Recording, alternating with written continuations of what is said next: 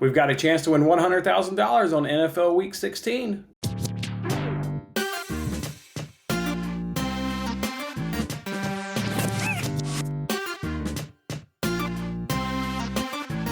Hey, what's going on, everyone? It's Jason Mattis with Winning Bets. Thanks for hanging out with me on this episode. That's right, NFL Week 16, and we have a chance to win $100,000 thanks to our friends over on the Fox Bet Super 6 app. You guys know how this game is by now. They give you 6 questions. All you got to do is correctly answer those 6 games, get the winner and the win margin right, and you can take home that $100,000 jackpot. If nobody can do it, they'll give away a guaranteed $1,000 prize of the people that can get the most points.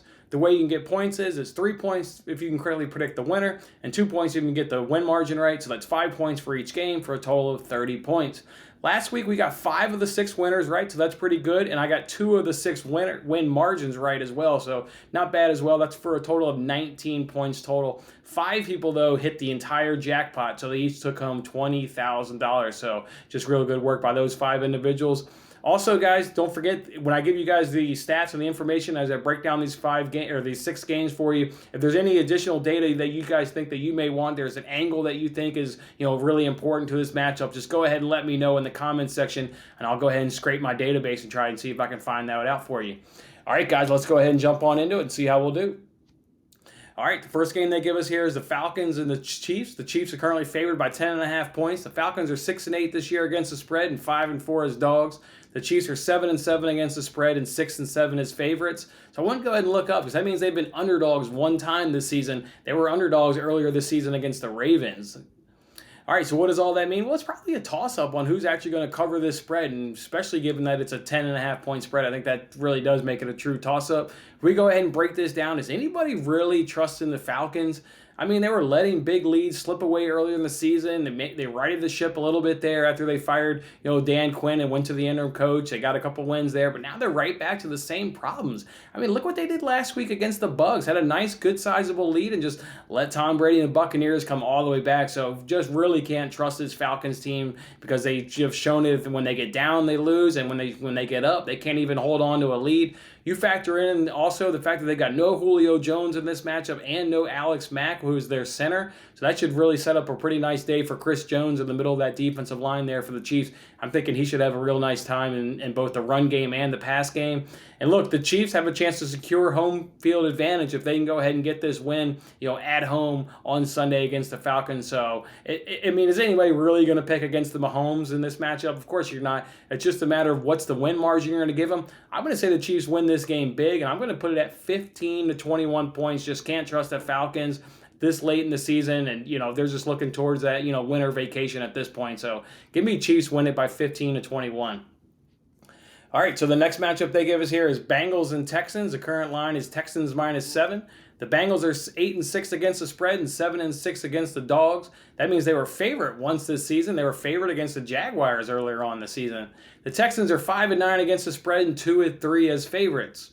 So what does that mean? I actually think that means those numbers actually spell out that the Bengals are the more likely of the chance to cover the spread here of these two teams. If we go ahead and break it down, though, it really just comes down to, do you think the Bengals can do it again? And I lean on the side of probably not. And I don't mean are they necessarily going to win. I mean, are they even going to keep this game close? Look, you heard it during the broadcast there on Monday Night Football. Louis Riddick talking about how, Ryan Finley's legs caught the Steelers a little bit off guard, and he had a lot of success running it. Well, now there's a significant amount of tape on his ability to run the ball. So the Texans won't be caught off guard as much as the Steelers were. So you factor that in, and also it's not going to be in prime time. So the players, players get up for these primetime games when they're the only, show in town and everybody's watching them. So they're not going to be as pumped up, and it's not a huge division rival. We know that Bengals-Steelers rivalry is really heated. So you factor in no rivalry, no primetime. Ryan Finley's not going to catch anybody off guard. And for the Texans, they're in a bad stretch. I mean, they've lost 3 games in a row, but it feels like this is where they can get a win to close out their season. They're playing at home in front of a crowd, a Houston, city that allows fans to enter the stadium. I like the Texans, and I like exactly what this point spread is. It's -7. I'm going to say that the Texans win this game by 7-9. All right, if we look at the next matchup here, it's Panthers versus Washington. A really tight line here of Washington -1. So far, the Panthers are 8-6 against the spread and 8-3 as dogs.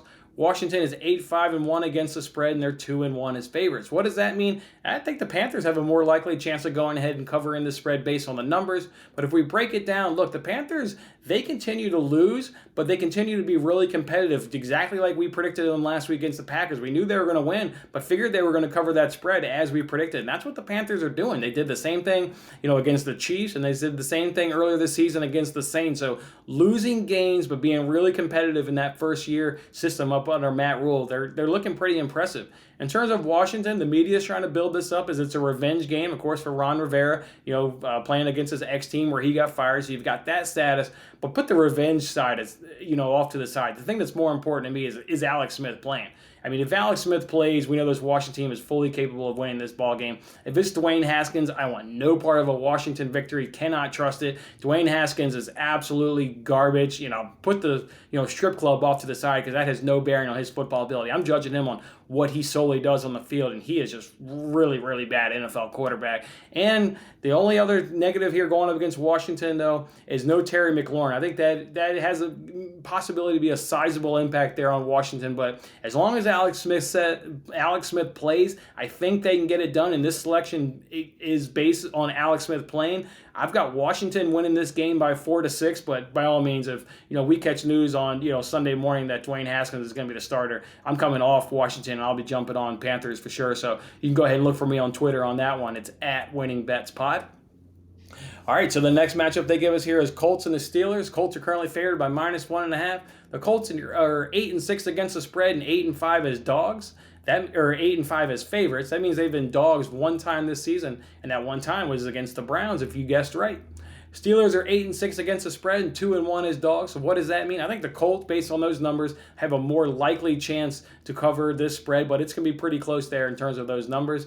And if we do the breakdown here, it just comes down to your thoughts on the Steelers. Are they going to snap out of a real bad funk, 3-game losing streak? They've really let a chance for the number 1 seed slip away for sure. It seems like even the number 2 seed is obviously gotten away from them a little bit as the Buffalo Bills own that tiebreaker. So it just, can the Steelers get it back on track? This is not a game you want to get it back on track again. I mean, the Colts are a top 5 defense. They play really well on that side of the ball. They're one of the leading teams in terms of forcing turnovers, and the offense does just enough. They've got a good complement there in the running back tandem. They've got some nice wide receivers, and Phillip Rivers, obviously, really veteran savvy quarterback leading the whole show. So I can't pick against this Colts, and it's based mainly on the strength of that Colts defense. I just can't go against it based on the struggles of the Steelers. I mean, you saw the game against the Bengals. We've also seen it against the Bills in primetime, and the game before that against Washington in primetime. We've seen the Steelers now 3 straight games in primetimes, and they've looked really, really bad. So go ahead and give me the Colts in this one, and I'm going to take the Colts to win the game by 4-6. All right, the next matchup here on the slate is the Giants and the Ravens. The Ravens are currently favored by -10. The Giants are 8-6 on the year against the spread and 8-4 as dogs.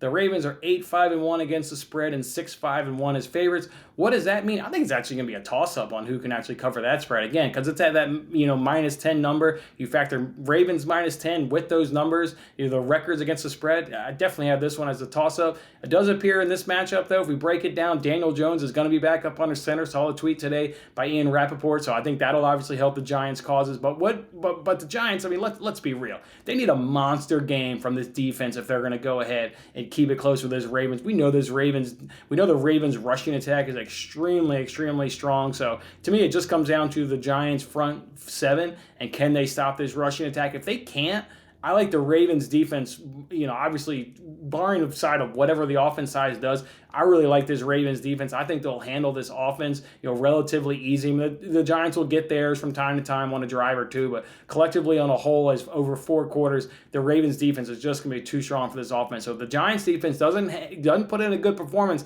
this could get ugly. I was a little bit between a couple win margins, but I'm going to go ahead and take that Ravens win the game by 10-14. That seems like a real nice landing spot to me. So Ravens will win it by 10-14. And then the last matchup we got here is it's the Rams and the Seahawks. The Seahawks are currently favored by -1.5. Against the spread records, you got Rams at 8-6 against the spread and 2-1 as dogs. And the Seahawks are 7-7 against the spread and 6-6 as favorites. What does that mean? The numbers lean that the Rams will actually have a little bit of a better chance of covering that spread. So there you guys goes, and I give you all those stats there. But this league is super damn tough. The NFL is really, really tough. But I do lean that the Rams will more than likely cover that spread. If we go ahead and break it down, we correctly predicted the Rams would win this matchup earlier in the season when everybody, most of the people were on the Seahawks, much like they are again today. Now we stuck to our system. We made real money on our daily sports betting show backing the Rams in this matchup, and I don't see. So what's changed in this matchup?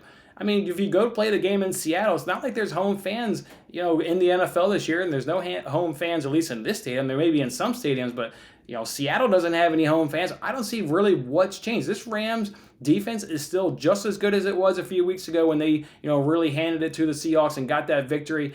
This defense is absolutely incredible. We've talked about it on the Daily Sports Betting Show. It's probably, number one in the league in terms of the eye candy. What does it do on the field? It's just super, super impressive. I see no reason that this game should really be different than how it was a few weeks ago when the Rams got the win, as long as Goff plays clean football. That's what it comes down to. We've seen it where if Goff has a bad game, this offense really struggles. The defense is good and they can overcome some Goff mistakes, but the offense collectively is not strong enough to overcome if Goff has a bad day. So as long as Goff plays clean football, and I think he will, it seems like he's getting it dialed in the last few weeks, I expect the Rams to put in a good performance overall on both sides of the ball. So go ahead, and I'm going to back the Rams again, just like we did a few weeks ago. Give me the Rams win this game by 7 to 9 points.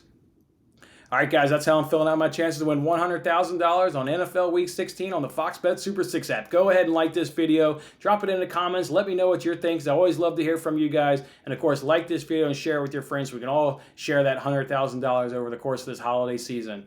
All right, guys, I'm Jason Mattis, and I'll see you on the next contest. Thanks for watching this episode of Winning Bets. I'm Jason Mattis. I'll see you again when we are celebrating the wins and making more winning bets. Don't forget to like, comment, share, and subscribe for more winning bets.